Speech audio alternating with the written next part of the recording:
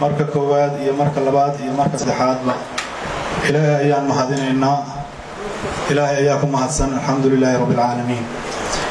marka labaad waxaan rabaa inaan soo dhaweeyo una mahad celiyo dhammaan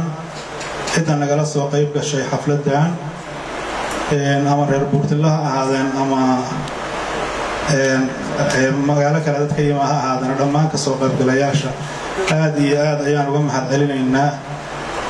intii soo gaari weyday oo fariinteedu gaartay iyo inta xafladda joogtaba waa u mahad celinaynaa marka koowaad.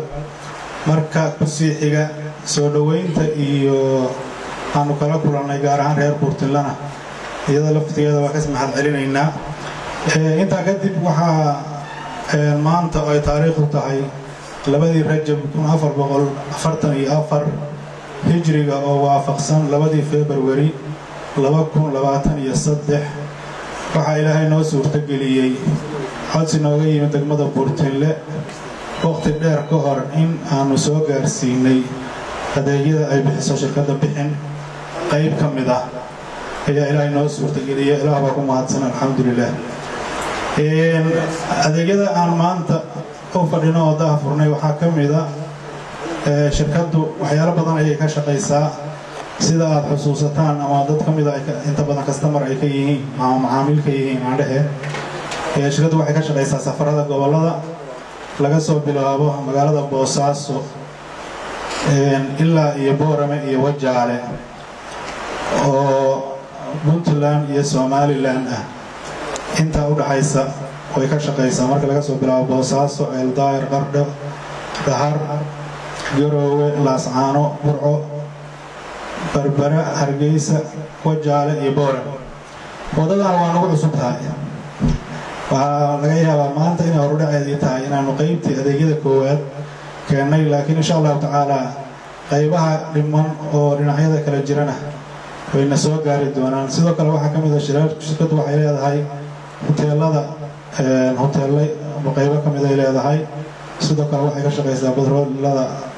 gaadiidku isticmaalo shidaalka. sidoo kale waxay ka shaqaysaa oo ka ganacsataa waxyaalaha dayactirta gaadiidka la yiraahdo ama spare partiska ama qalabka gaadiidka waxa rajideh. inahaas waa intaan ka xusi karo. maanta waxyaalahan daah furayno kow waxaa ka mid ah qalabka gaadiidka oo noocyadiisa kala duwan aan rajaynayno insha allahu tacaala inaan waxuun ka mida kusoo kordhinno baahidana laga filayay inaanu soo gaarsiino degmada ama dadkuwa ay macaamiil ka ahaayeen shirkadda intooda badan oo ay noogu imaan jireen xarumihii aanu deganayn qaybo ka mid ah. marka lama dhammaystiri karo, ma oranayno xayeysiis ka dhigi mayno, laakiin waxaan leenahay adeega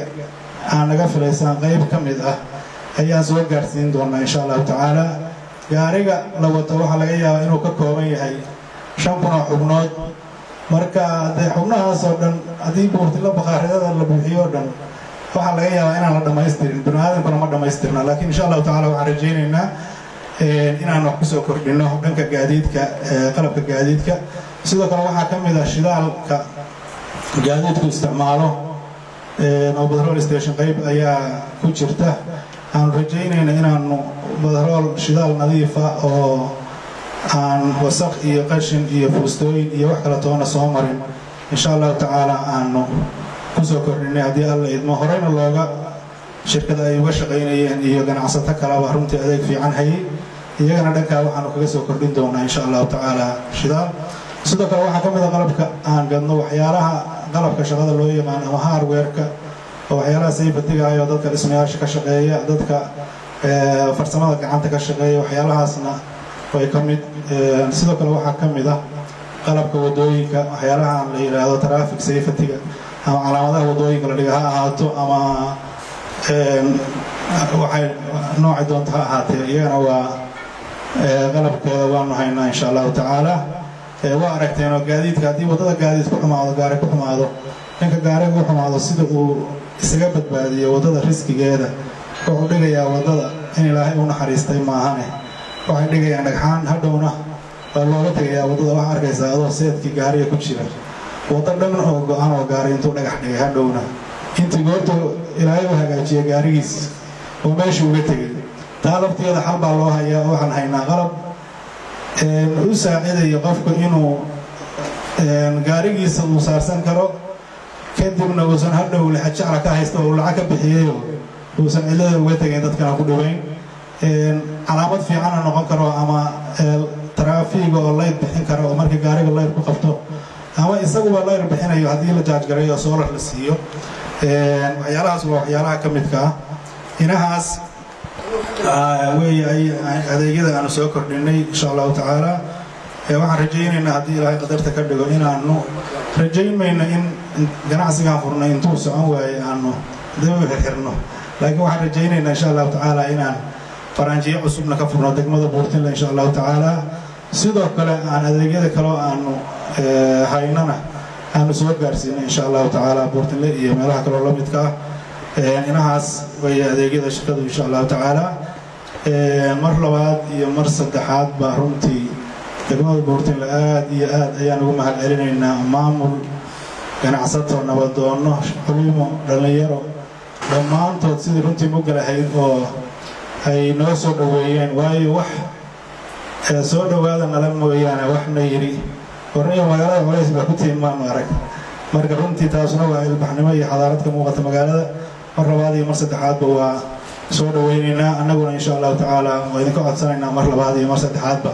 inaan noogu ducaysaan ganacsiga iyo adeega aanu gacanta ku hayno ilaahay nagu sugo oo ilaahay nagu asturo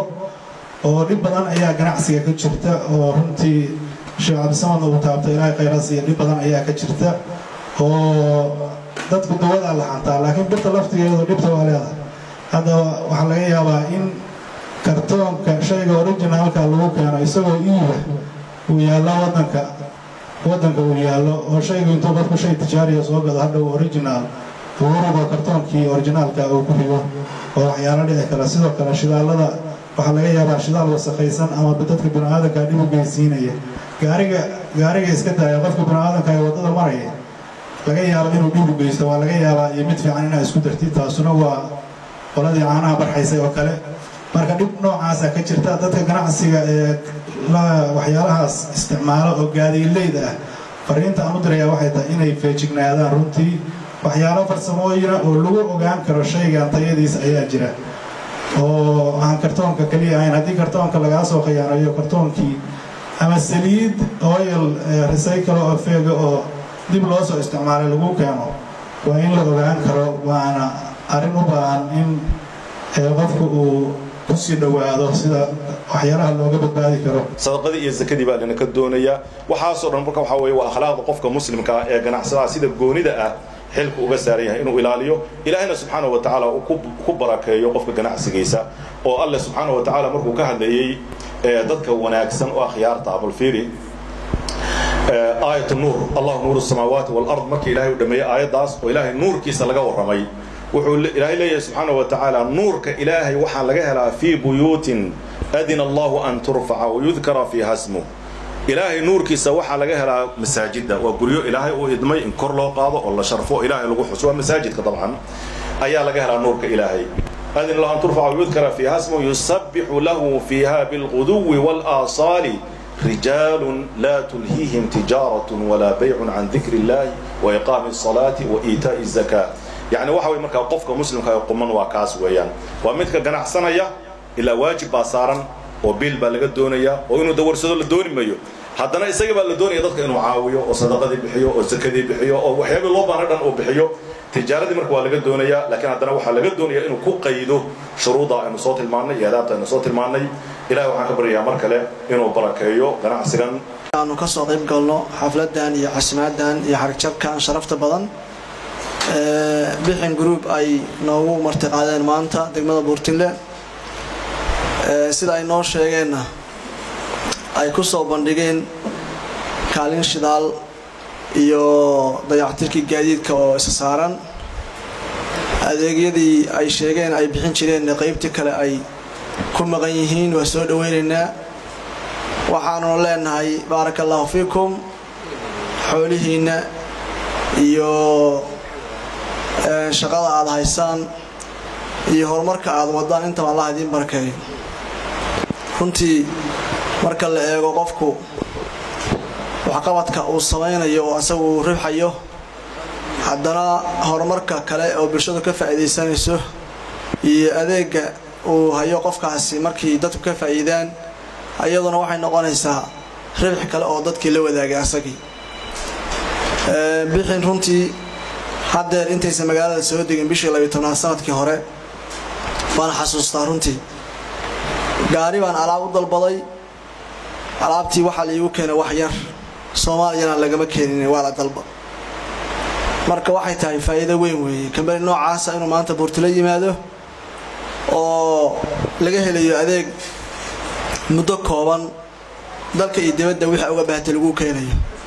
waxaan leenahay soo dhawaada ku soo dhawaada beledkiinii iyo magaaladiinii oo sida la sheegay baa xafiiska baan ka furnayna xiriir dhow la lahayd kambaniga oo ah kambani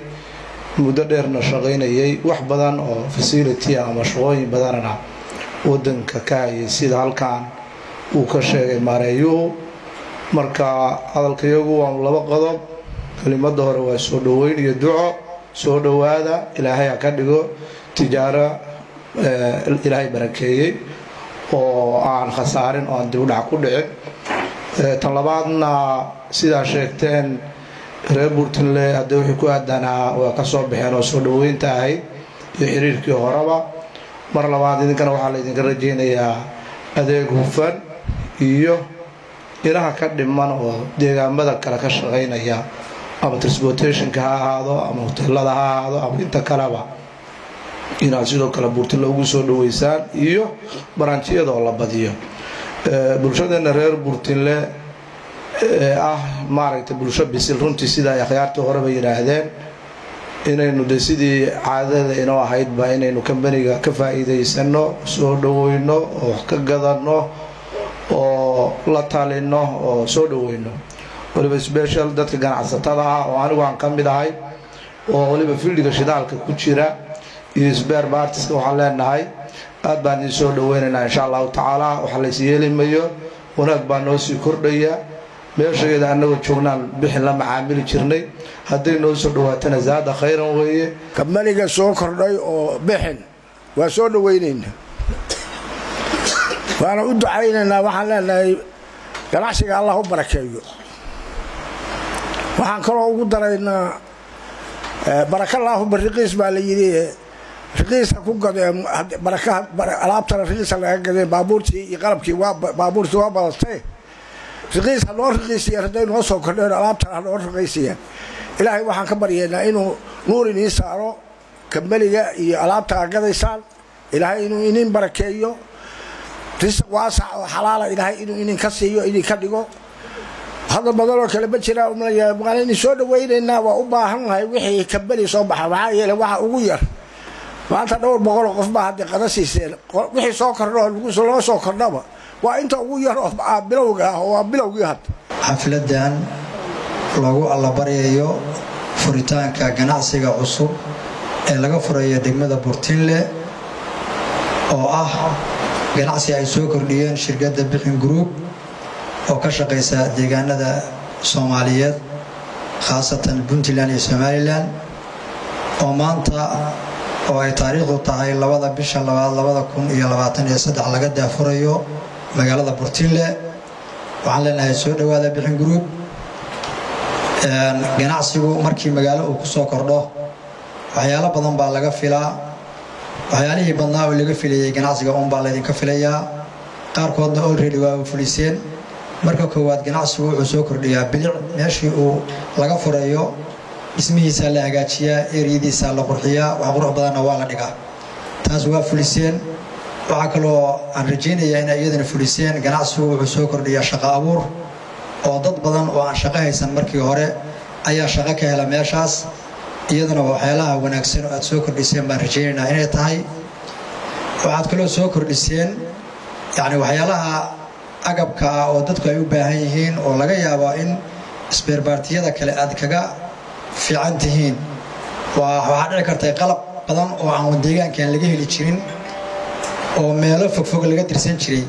in idinku maadaama aad goboladii dalka dhan ka wada furan tihiin ama badankoodii ka furan tihiin in qofku si fudud ay ugu imaanayso aad iyo aad baad ugu mahadsantihiin arrintaas waan idin soo dhaweynaynaa waxaan leenahay ganacsigiina Allah idin barakeeyo waxa maanta runtii aad iyo aad qiimo noogu ah anagu reer Buurtile horumarka tilaabada fiican oo la qaaday oo aan uga mahad celinayno si qiimo iyo miisaan leh shirkadda bixin group farceeda Buurtile oo noo ogolaatay inay reer Buurtile ku sii kala qayb qaadato horumarka iyo ganacsiga oo hantideeda iyo maalkeeda isu gelisay aad iyo aad baan ugu mahad celinaynaa meel joogan noocyada kala duwan oo ay ka kooban tahay waxaan leenahay reer Buurtile ganacsi baa inay socda shirkad weyn baa inay timid bixin group waa la yaqaan waa shirkad qaali ah oo runtii qaybaha kala duwan ee Puntland ka shaqeysa magac badanna ku leh waxaad kala kulmi doontaan wax badan oo aad ugu bogi doontaan waxaan leenahay ka soo qayb gala waxaanu xariga ka jarnay shirkadda bixin spare parts qaybteeda ama farceeda degmada Buurtile shirkaddan oo ah shirkad runtii aad iyo aad u weyn oo dhammaan gobolada iyo degmooyinka Puntland ka howlgasha kana shaqeysa dadkana adeega siisa spare partska iyo shidaalka iyo waxyaalaha la xiriira wixii gaadiid la xiriira iyo wixii wadooyin iyo safar la xiriira intaba waxaan leenahay ku soo dhawaada marka waa degmada Buurtile waa degmadiinii insha Allah waxaan rajaynayaa hadda hal branch baa Buurtile ka fudheen marka aad bulshada reer Buurtile wanaagooda iyo dhaqaaqooda iyo intay tira leeyihiin aad aragtaan inaad branchyo badan oo bixin ah inaad Buurtile ka furo doontaan insha Allah idin rajaynayaa waxaan idin rajaynayaa insha Allah ganacsiga maanta halkaan aad ka daafudheen insha Allah in Ilaahay idin barakeeyo aad iyo aad baan runtii u mahadsantahay mar labaad iyo mar saddexaad dhammaan ganacsatada iyo bulshaweynta daawanaysa muuqaalkan waxaan u soo jeedinaynaa in ay degmada maalgashtaan ay yimaadaan